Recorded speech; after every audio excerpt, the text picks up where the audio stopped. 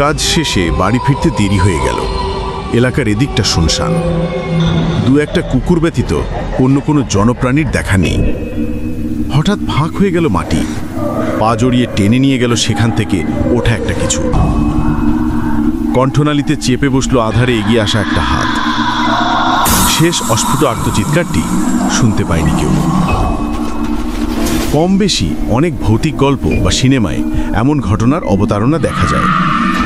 এই সব কাহিনীর কোনোটি নিছক বানানো গল্প, আবার কোনোটি সত্য ঘটনা অবলম্বনে তৈরি বলে দাবি অনেকের।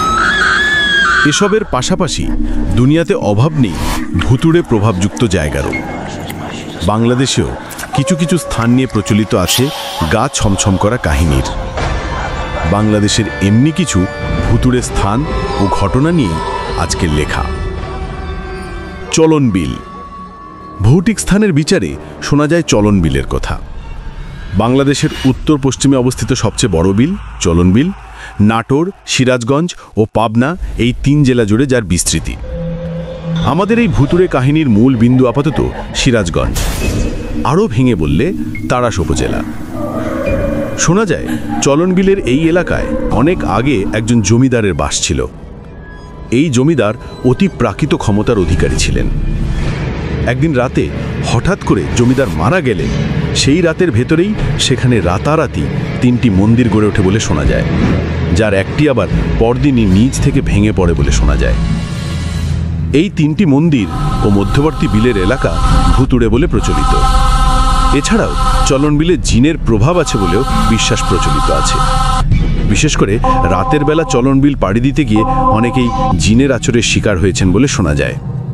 এমনকি অনেক পথিকও অশরীরীর উপস্থিতি আঁচ করতে পেরেছেন বলে জনশ্রুতি আছে। ফয়েজ লেক। নয়নাভিরাম সৌন্দর্যের জন্য মানুষের কাছে এক আকর্ষণীয় নাম ফয়েজ লেক। তবে সৌন্দর্যের পাশাপাশি এর ভুতুড়ে গল্পগুলোর জন্যও নাম ডাক আছে। এখানে সাদা ও কালো পোশাক পরিহিত 2জন রহস্যময়ী নারীর উপস্থিতি আছে বলে জানা যায়। কালো পোশাক পরিহিতা নারীটি হুটহাট সন্ধ্যার সময় লেকের পাশে হন্টনরত মানুষের সামনে এসে ভয় দেখায়। সাদা পোশাক পরিহিতা নারীটি সেই তুলনায় বেশ ভালোই বলতে হয়, কেননা কালো পোশাক পরিহিতার মাধ্যমে বিপদে পড়তে যাওয়ার আগে সে মাঝে মাঝে মানুষকে সাবধান করে দিয়ে যায়। আসলে কী রহস্য লুকিয়ে আছে ওই পাহাড় ঘেরা এলাকায় তা কেউই জানে না। তবে ধারণা করা হয় জীবদ্দশায় কালো পোশাক পরিহিতা নারীটি ভালো মানুষ ছিল না। লালবাগ কেল্লা। অন্যতম আকর্ষণীয় ও ঐতিহাসিক স্থাপনা হল লালবাগ কেল্লা, যা মুঘল আমলে নির্মিত হয়েছিল। লালবাগ কেল্লাও ভুতুড়ে স্থান হিসাবে পরিচিত। কেউ কেউ বলে লালবাগ কেল্লায় সুবেদার শায়েস্তা খাঁয়ের কন্যা পরিবিবির আত্মাকে রাতের বেলা ঘুরতে দেখা যায়। আবার মাথাবিহীন উল্টো পায়ের ঘোড়াকেও মতান্তরে একটি লোক, যার মাথা ও পা দুটোই ঘোড়ার মতো তবে পা উল্টো দিকে ঘোরানো, নাকি মাঝে মাঝে দেখা যায়।